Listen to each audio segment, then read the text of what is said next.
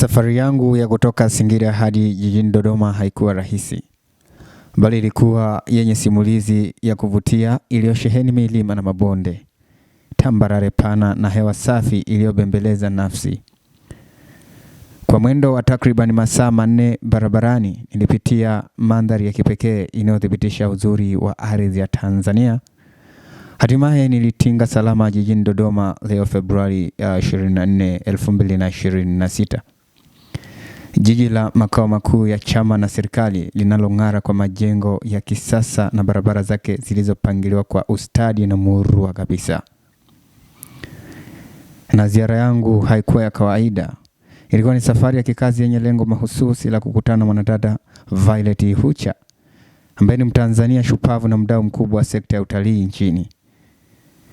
Ni katika mahojiano maalum, yani exclusive interview, niliyoyafanya naye hapa jijini Dodoma, na nimebahatika kusikiliza simulizi ya mafanikio yake makubwa.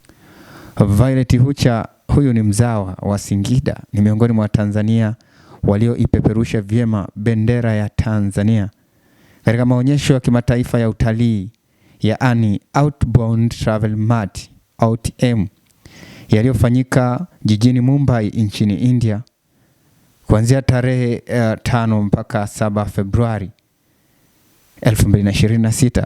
Katika maonyesho hayo yaliyoshirikisha zaidi ya nchi 40, huku Tanzania ikiibuka kidedea na kujinyakulia tuzo pamoja na cheti cha pongezi katika ushiriki wao katika maonyesho hayo yaliyofana jijini Mumbai.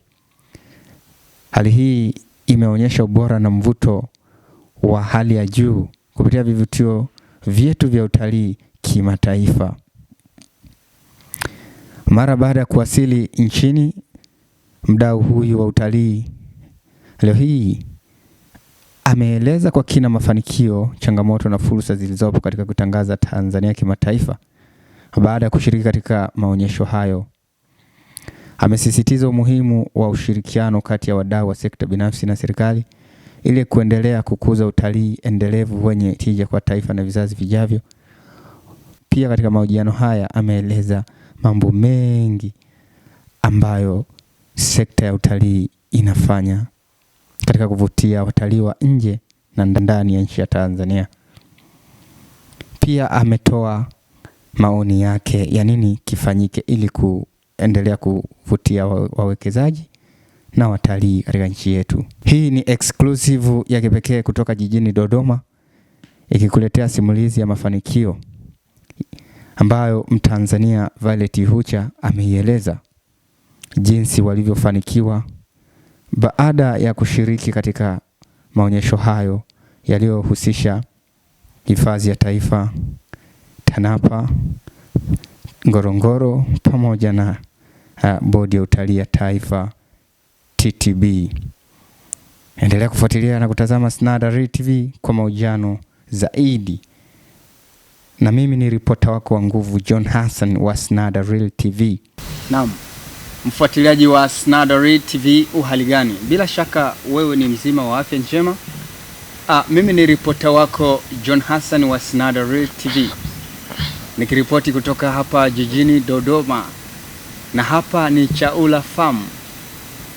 Lengo ni kukuletea updates mbalimbali leo Februari 24 mwaka 2026. Kaa tayari kufuatilia mahojiano haya ya moja kwa moja kutoka jijini Dodoma. Tumekata masafa kwa masafa kutoka Singida, takribani mwendo wa masaa 4 mpaka jijini Dodoma. Tumekutana na mdau wa utalii nchini Tanzania, atajitambulisha jina lake na kisha tutaendelea.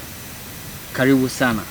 Exclusive interview hii iko powered by Techno Tanzania, Sangawe Glass and Aluminium, lakini bila kuwasahau Royal Village Hotel wanaotoa huduma zao nzuri kutoka mkoa wa Dodoma, Singida, Morogoro na Dar es Salaam, lakini bila kuwasahau BioSustain.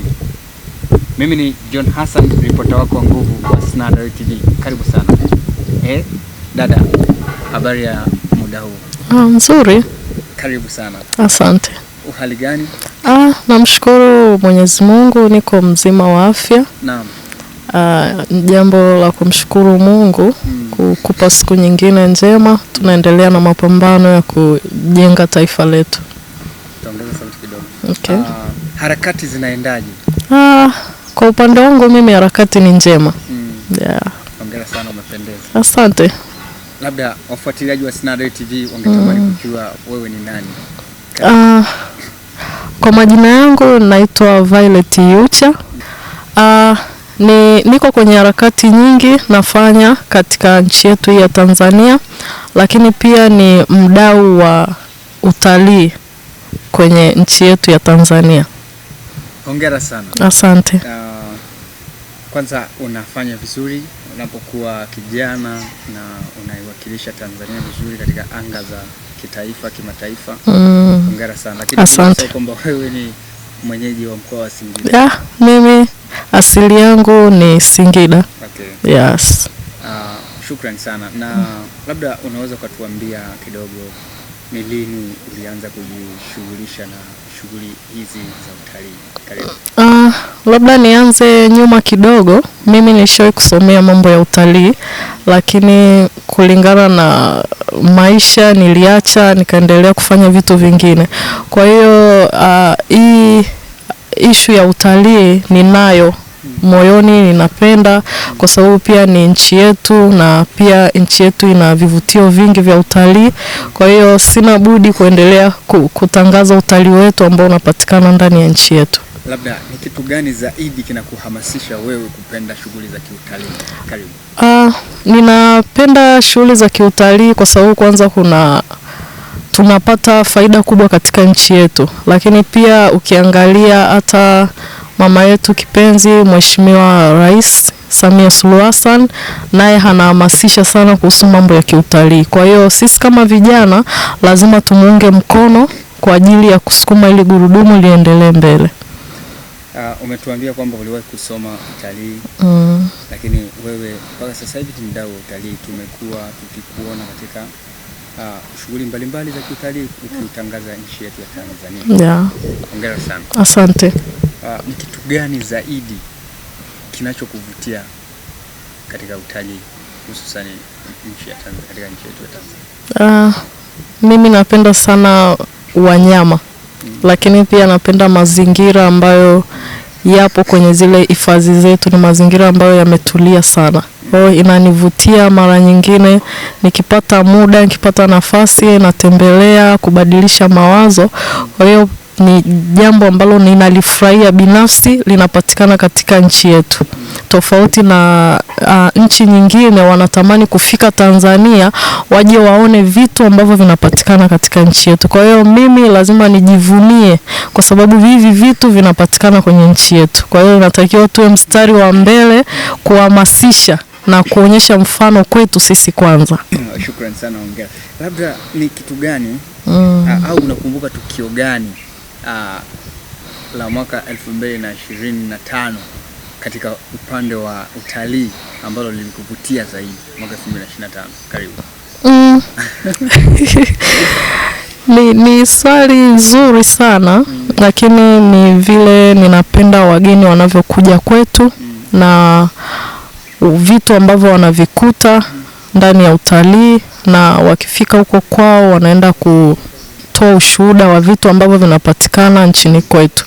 Kwa hiyo ni kitu ambacho najivunia sana. Hata tukifika nchi za wenzetu, ukitaja ninatoka Tanzania, tushai kufika Tanzania, tuliona vitu fulani na vitu fulani. Kwa hiyo ni vitu ambavyo mimi binafsi navifurahia sana. Okay.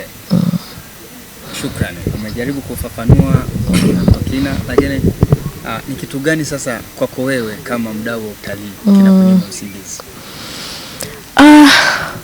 Kwa kweli kitu ambacho sasa hivi ambacho kinaninyima usingizi, ninatamani sana sana nchi za wenzetu zijue Tanzania ni vitu gani ambavyo vinapatikana, hususani upande wa utalii. Ninatamani niitangaze nchi yetu kwa ukubwa sana, japokuwa Mheshimiwa Rais alishaanza. Kwa hiyo na sisi tunatakiwa tuchukue ule mfano ambao alifanya Mheshimiwa Rais, tuendelee kutangaza kwa ukubwa zaidi. Asante sana. Madam Ihucha. Naam. Hongera sana. Asante. Najivunia leo hii kuwa hapa Chaula Farm. Okay. Kwa sababu nina fahari kuona kwamba wewe ni mwanadada unayependa kuona kwamba nchi yako inang'ara katika upande wa utalii. Na kilichonileta mimi leo hii mpaka tunafanya mahojiano na wewe ni kwa sababu ya kazi kubwa mlioifanya Februari 5 mpaka 7 ulipoenda kushiriki sasa maonyesho ya utalii ya kimataifa nchini Mumbai nchini India. Yes. Tumeona kwenye mitandao ya kijamii kwamba Ngorongoro, Tanapa na TTB mlivyoshiriki kule, na wewe kama mdau wa utalii hatimaye mkaibuka kidedea, mkapata tuzo, mkapata cheti cha pongezi katika maonyesho ya Outbound Travel Mart mwaka 2026. Tumetangaza vyema nchi yetu ya Tanzania katika ukanda ama kwa upande wa utalii. Hongera sana. Asante. Nina furaha kubwa kwanza kupata hiyo nafasi ya kwenda kushiriki maonyesho makubwa ya kitaifa ya kimataifa ambayo kila mwaka yanafanyika. Na sisi Tanzania tuliweza kushiriki, lakini pia niliweza kupata nafasi ya kuchaguliwa kwenda kushiriki hayo maonyesho ya kimataifa ya utalii.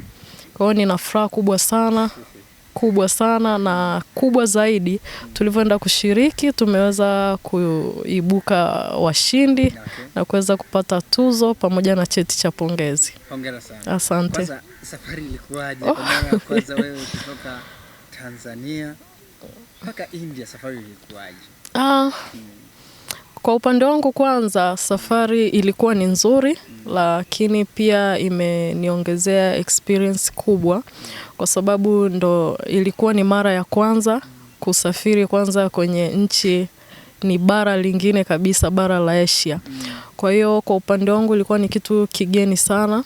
Nishazoea kusafiri nchi za Afrika tu. Kwa hiyo nilivyoambiwa ninaenda India sikuweza kuelewa kwanza na kupata usingizi mpaka ile siku ya safari na kwenda kushiriki maonyesho makubwa ya kimataifa. Tulikutana nchi zaidi ya 40 kwenye yale maonyesho waliweza kushiriki. Ninamshukuru Mungu tulisafiri salama, tulifika salama na tuliweza kushiriki vizuri yale maonyesho. Hongera sana. Asante. Sasa umejaribu kueleza wafuatiliaji wa Snadareal na watazamaji kuhusu safari ilivyokuwa na ilikuwa ni mara ya kwanza. Yes. Hebu tupitishe sasa ile ladha sasa, mfuatiliaji wa Snadareal TV. Hapa tuko jijini Mumbai, India. Hebu tupatie ladha sasa na sisi tuone kama tupo India tumeshiriki. Hebu tuambie kulikuwa na nini katika siku zote hizo. Karibu. Safari ile tulivyofika, sasa tulifika ni siku ambayo ilikuwa ya ufumbuzi wa tukio lenyewe. Ufunguzi wa tukio lenyewe. Ni kwanza tulikuwa tumechoka kwa ajili ya safari. Unajua zile heka za kufika nchi ya wenzetu, ni wageni bado. Na mnatakiwa muende mkafanye tukio la kuiwakilisha nchi. Kwa hiyo ni jambo ambalo kwetu sisi tulikuwa tuna pressure kubwa, tutaiwakilishaje nchi. Na kule tunafika tunakutana na mataifa mengine tofauti. Kwa hiyo ilikuwa ni jambo ambalo tulikuwa tunajitahidi sana tufanye kwa bidii na sisi tuiwakilishe nchi yetu kwa matokeo mazuri. Tulifika, tunashukuru tulifika salama, tulikutana na wenzetu wa nchi tofauti tofauti, tulikutana na wenzetu wa nchi za Afrika, tulijifunza vitu vingi sana. Kwa sababu kule tunakutana na nchi zingine tunazisikia au tulikuwa tunasoma tu mashuleni, lakini kule tumeenda kukutana nao live na walikuwa wakituuliza sana kuhusu Tanzania. Wengine wanaona tu kwenye vyombo vya habari Tanzania, lakini tulipofika Tanzania ndio nikajua kwamba nchi yetu kumbe ni nchi ambayo inafuatiliwa sana kwa ukaribu na wenzetu wageni. Kwa hiyo tulijifunza vitu vingi, tulikutana na wenzetu wa Hindi, tuliweza kupiga nao story nyingi sana, tulifanya kazi ya kuitambulisha nchi yetu kiukubwa, kiutalii, vitu gani ambavyo vinapatikana kwetu, tuna ngoma za asili za makabila tofauti tofauti. Hata katika kile cheti ambacho tulipewa ni kwa sababu ya utangazaji au kuielezea vizuri Tanzania ni kitu gani ambacho kinapatikana. Kwa hiyo ni jambo ambalo sisi wenyewe limetupa furaha kubwa sana. Yeah. Okay, hongera sana. Asante. Kwa kweli hata na mimi nahisi sasa kufurahi na kufarijika kuona kwamba kweli umeitendea haki nchi yetu ya Tanzania. Yes. Nzuri. Nashukuru sana. Na hebu tuambie, wewe kwenda kushiriki maonyesho haya ya kimataifa ya utalii pamoja na wenzako. Ulituambia awali mlikuwa 21. Yes. Ni faida zipi ambazo mlizipata mkiwa kule India? Okay, asante sana. Kweli tulishiriki watu 21. Tulitoka taasisi tofauti tofauti. Walikuwepo wadau wa utalii ambao wanahusika na usafirishaji kwa watalii. Tulikuwa na TANAPA, tulikuwa na TTB, tulikuwa na Ngorongoro. Faida ya kwanza kubwa ambayo tulioipata, tuliweza kuitambulisha nchi yetu na tuliweza kukutana pia na wadau wakubwa wa utalii nchini India. Lakini pia tuliweza kufanya road shows kwa ajili ya kuitangaza nchi yetu, kuielezea utalii wetu wa ndani unaopatikana. Kwa tulipata faida kubwa sana. Hata tukiwa kule India tulipata wageni ambao waliweza kufika kabla sisi hatujarudi, lakini waliweza kuondoka wakaja Tanzania kwa ajili ya kutembelea vivutio vyetu vya utalii. Kwa hiyo ni faida mojawapo ambayo tuliipata. Lakini tuna faida nyingine, wengine wanaendelea kuja, tayari wameshajipanga, wanaingia nchini kwa ajili ya kuja kutembelea vivutio vyetu vya utalii.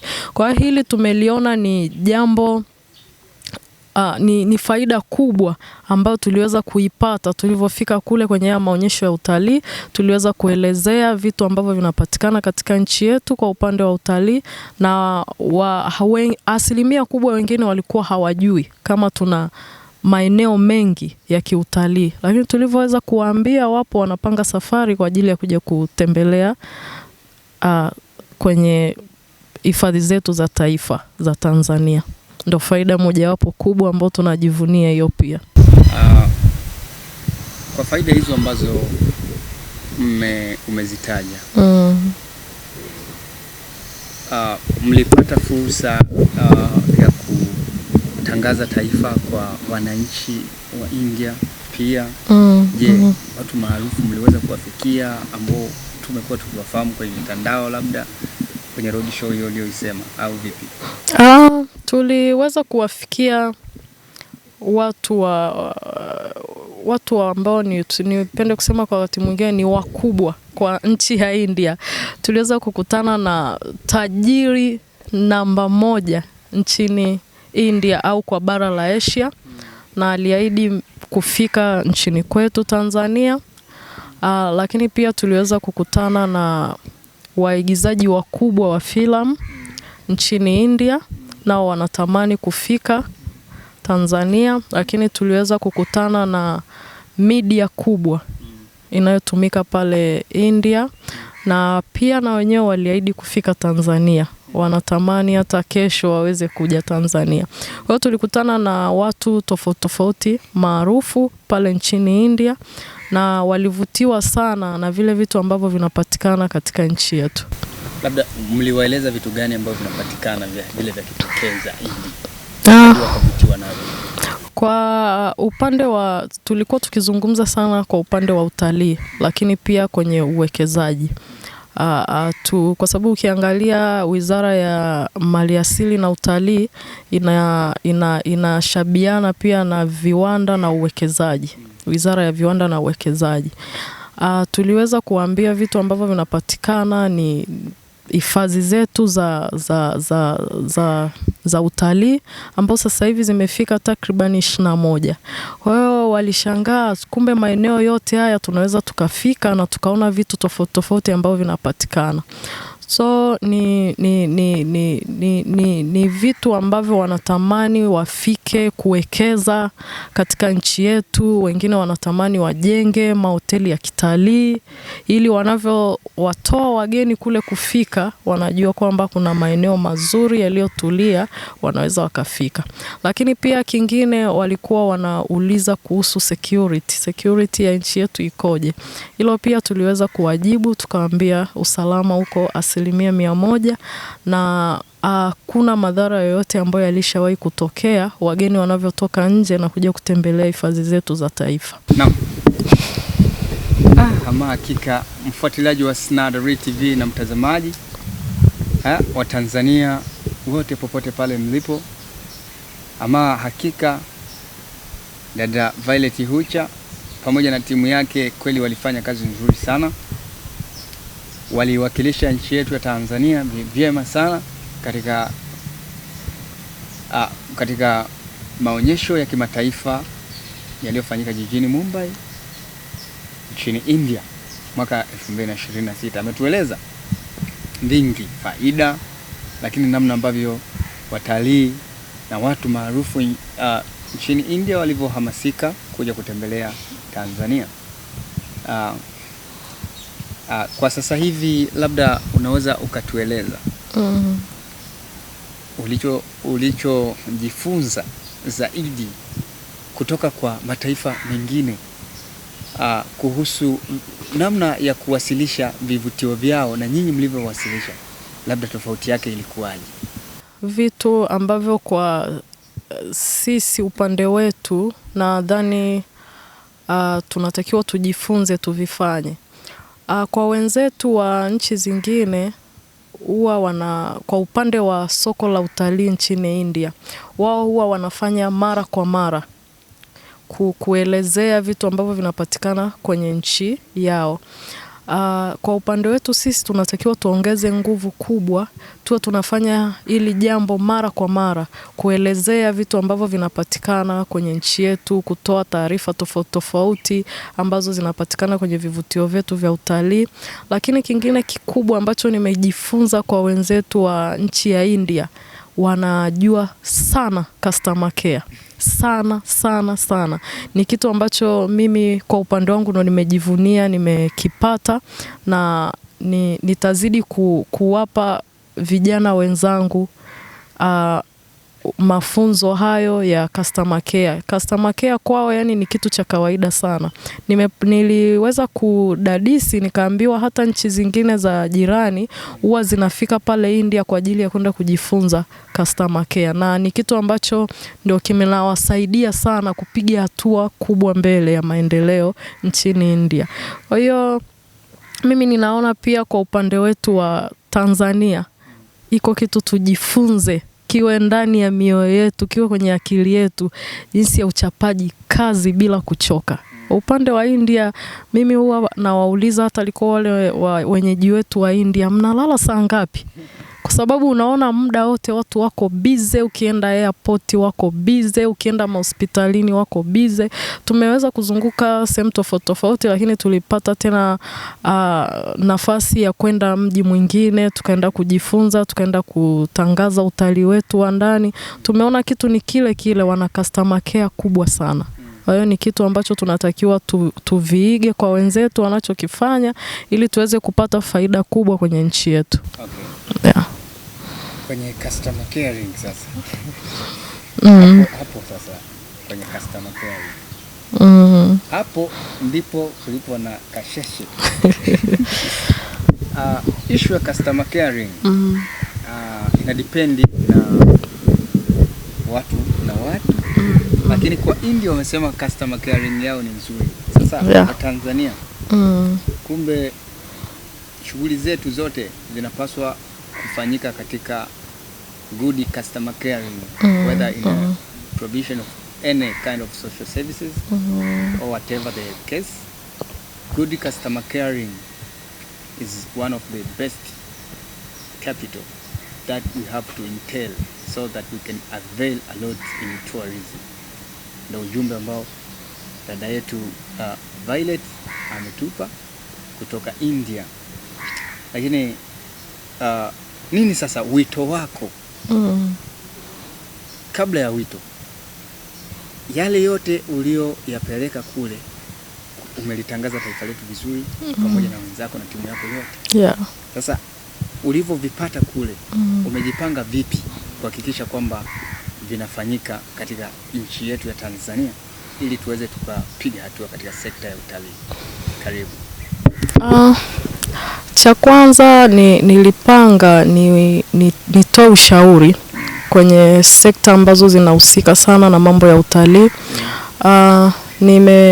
Nimepanga kutoa ushauri wa vitu ambavyo vinatakiwa vifanyike, hususan kwenye sekta ya utalii, sekta ya michezo, lakini pia sekta ya uwekezaji.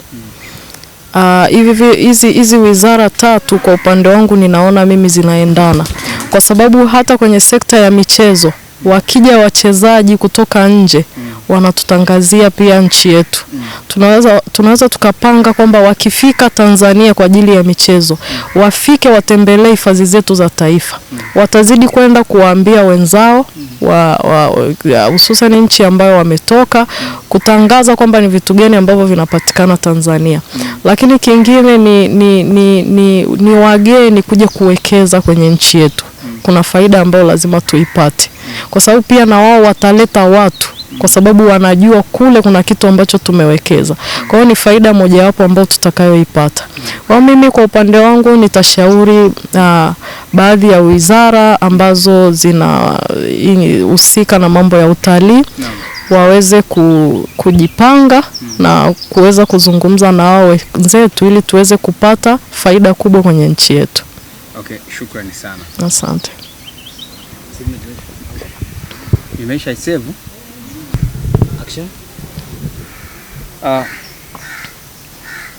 Mtazamaji na mfuatiliaji wa Snada Real TV, dada Violet Hucha ametueleza kwa kina mambo kadha wa kadha, anuwai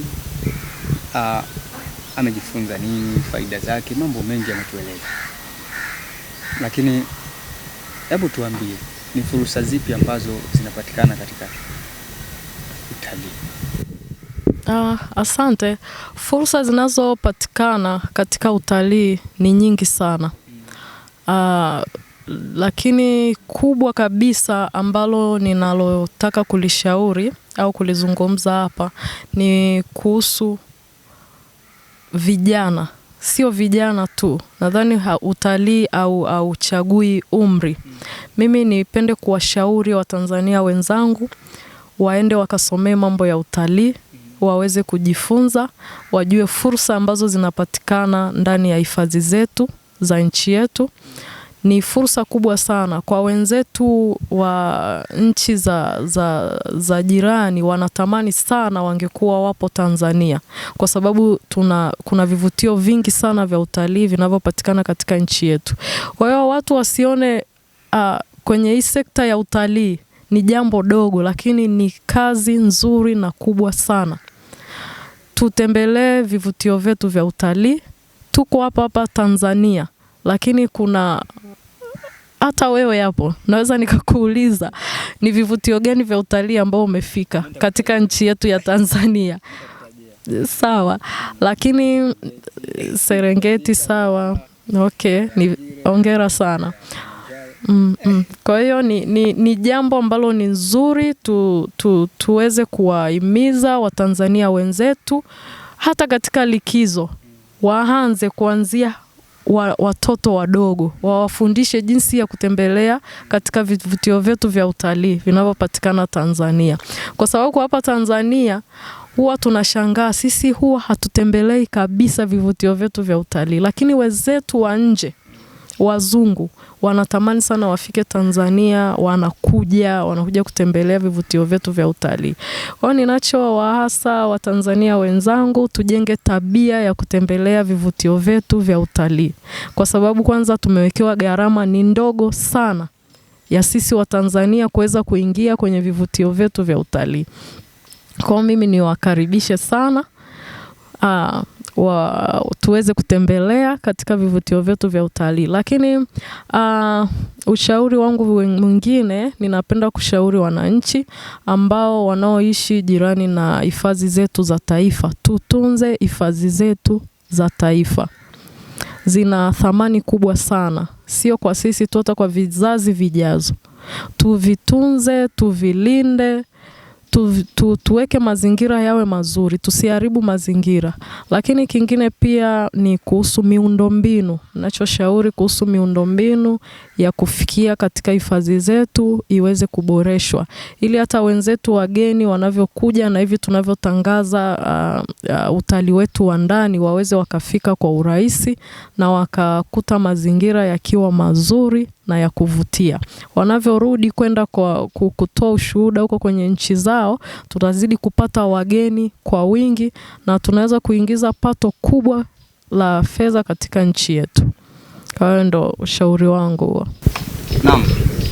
Mfuatiliaji wa Snadareal TV, tukiwa hapa Chaula Farm jijini Dodoma, ni mahali patulivu kabisa, ndipo exclusive interview yetu inafanyika katika eneo hili, na mimi ni ripota wako nguvu John Hassan wa Snadareal TV. Tunazisaka habari na kuzileta updates na kukufikishia popote pale ulipo. Dada Violet Ihucha, mdau wa utalii katika nchi yetu ya Tanzania, ametueleza kwa kina mambo kadha wa kadha, lakini fursa mbalimbali zinazopatikana katika tasnia ama katika sekta ya utalii. Ama hakika nchi yetu ya Tanzania imejaliwa kuwa na rasilimali nyingi sana, pamoja na vivutio vinavyoingizia nchi yetu pato kubwa kwa mwaka na kadhalika. Dada Violet Ihucha, mdau wa utalii, yeye ametoa wito kwa wananchi kujenga utaratibu wa kutembelea hifadhi zetu na vivutio vya utalii kwa ajili ya kujionea mambo mazuri yanayopatikana. Lakini kubwa kuliko, Rais wa Jamhuri ya Muungano wa Tanzania Dr. Samia Suluhu Hassan, katika kuhakikisha kwamba sekta ya utalii inazidi kushika kasi, inazidi kujipambanua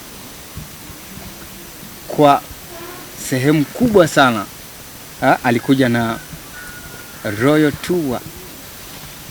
Wewe una yapi ya kumwambia Rais wa Jamhuri ya Muungano wa Tanzania Dr. Samia Suluhu Hassan kwa kazi yake kubwa anayoifanya, akiwa ni balozi nambari 1 wa utalii katika taifa letu la Tanzania, ukiwa kama mdau? Kwanza kabisa niweze kutoa pongezi kubwa kwa mama yetu kipenzi Daktari Samia Suluhu Hassan kwa kutuonyesha mfano yeye mwenyewe wa kutangaza utalii, kutangaza vivutio ambavyo vinapatikana katika nchi yetu. Ninampongeza sana kwa hatua yake nzuri ambayo ameichukua, lakini pia nipende kusema kwamba mimi nitakuwa namba 1 kwa ajili ya kumuunga mkono, na nimeshaanza kumuunga mkono. Kwa hiyo nitakuwa balozi na mimi pia wa kutangaza vivutio ambavyo vinapatikana kwenye nchi yetu ya Tanzania.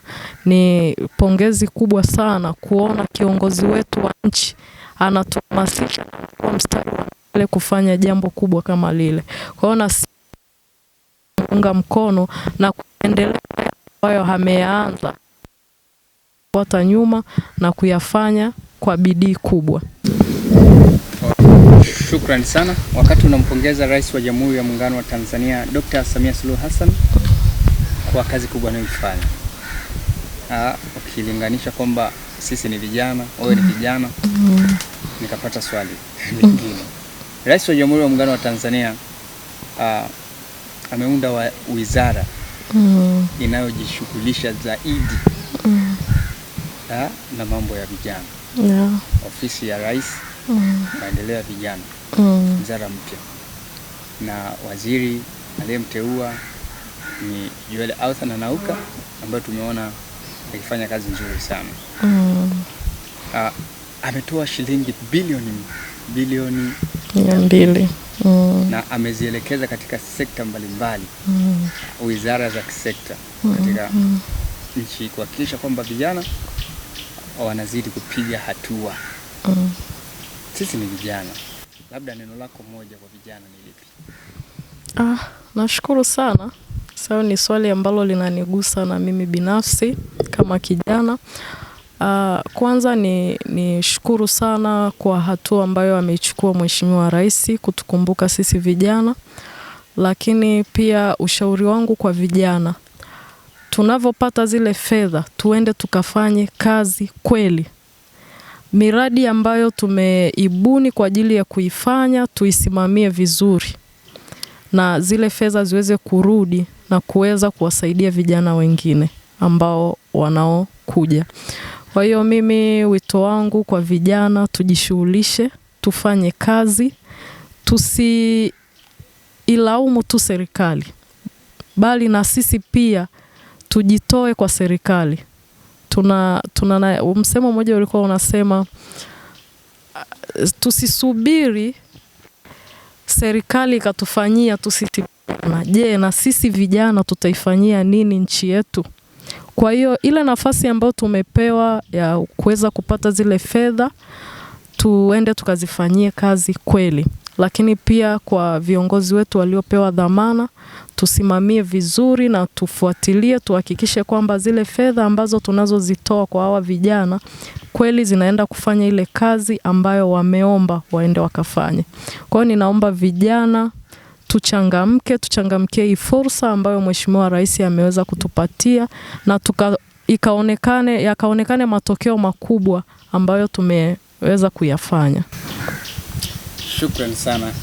Kwa kutamatisha, mfuatiliaji wa Snad Daril TV, mpaka hapa ndiko tunakoelekea kutamatisha mahojiano yetu, tukiwa hapa Chaula Farm jijini Dodoma. Mimi ni ripota wako wa nguvu John Hassan. Labda tunapoelekea kutamatisha, una lolote lile la kusema? Karibu. Mimi ni shukuru sana, lakini shukuru sana chombo chenu hiki. Wewe pia ni kijana, ninakuona unavyopiga hatua kubwa sana mbele. Usikate tamaa, changamoto ni nyingi. Vijana wenzako wazidi kuona mfano kutoka kwako. Ninaamini kabisa wako wengi wanaojifunza kutoka kwako. Kazi yako ni nzuri na unafanya kazi kubwa sana. Na sisi vijana wenzako tunakuona, tunaangalia, tunazidi kupambana. Mimi nikushukuru sana. Shukrani sana. Hizo ni special appreciation kutoka kwa dada Violet Hucha. Mpaka hapa mfuatiliaji na mtazamaji wa Snad TV, hatuna la ziada. Mahojiano haya yalikuwa powered by Techno Tanzania, ambao ndio wadhamini wetu namba 1, lakini Royal Village Hotel, Sangawe Glass and Aluminium wanaopatikana mkoani Singida mkabala na jengo la CCM, bila kuwasahau BioSustain wanaopatikana Jineri mkoani Singida chini ya mkurugenzi wake mkuu Dr. Sajad Gulam Haidar. Nyuma ya kamera alikuwepo kijana machachari, kijana makini kabisa, the best director katika mkoa wa Dodoma, kwa jina la Hagai Charles, ambaye pia ni CEO wa Heavenly Media. Ni kushukuru kwa kuwa ulikuwa pamoja nasi tangu mwanzo hadi mwisho.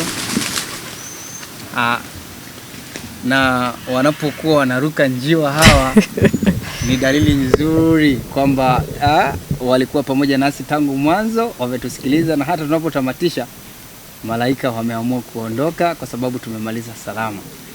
Usiache kutufuatilia katika mitandao yetu ya kijamii ama social media.